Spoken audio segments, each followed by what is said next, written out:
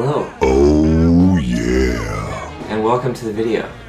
Today, we're actually going to be going over nutrition if you didn't see by the title of the video already. As I mentioned before in kind of the intro to this summer series, I really wanted to talk about nutrition as one of the things where there's a lot of misconceptions in this area just because of, I guess, lack of information, and especially people hearing things from people and saying, oh yeah, I heard this is bad for you from some guy at the gym, some coworker, things like that.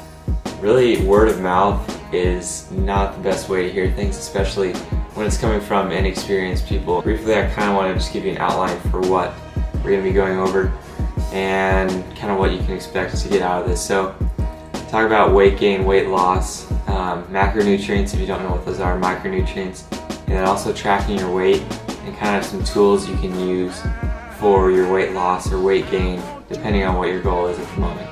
So, first thing we're going to start off with is tracking your weight and your calories. So, if you guys don't know what MyFitnessPal is, you need to download this app on your smartphone. MyFitnessPal is pretty much a, I guess, fitness app tracking tool type thing. So, what it enables you to do is see what you're eating every day, and also you can input how much your body weight is each day. So you can really get a good idea of what your body is doing with what you're giving it. Download MyFitnessPal right now. Just do it right now during this video. Tracking your calories and your weight. So your weight, track it every morning as soon as you get out of bed, after you go to the bathroom, whatever. Just keep it consistent. You want to make sure you're wearing the same thing, whether it's your birthday suit, your boxers, whatever you want. Really, consistency is key with these things.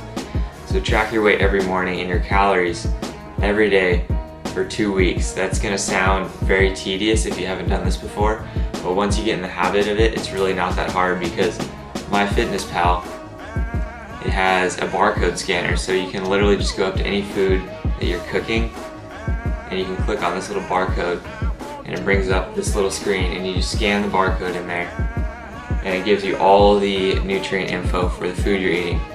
One problem with this is if you're eating out, it's kind of just a guessing game. If it's a place that's not as well known, like places that I go, like Chick-fil-A, In-N-Out, things like that, are going to be a lot more accurate with the info that they give, because you can just type in the food at the top that you're eating and it'll give you the macronutrient and micronutrient info for that food.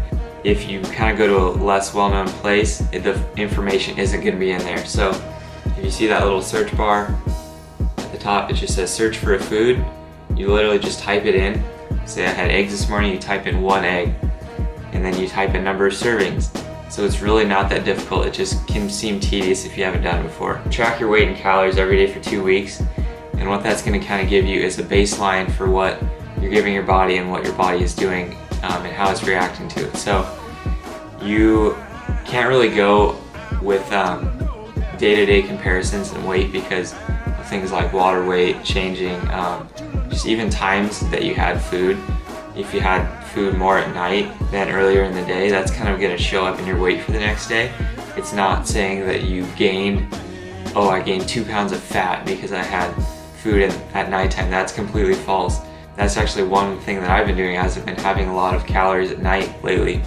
That's just a tool that works for me well. So you want to average your weight over the 2 weeks, and that's going to give you a number. And you want to break those into kind of 2 weekly averages, and that's going to kind of give you a guideline for what your weight has been doing with the calories that you've been giving it this past 2 weeks. So along with averaging your weights, you want to also average your calories to a 14-day average or 2-week average.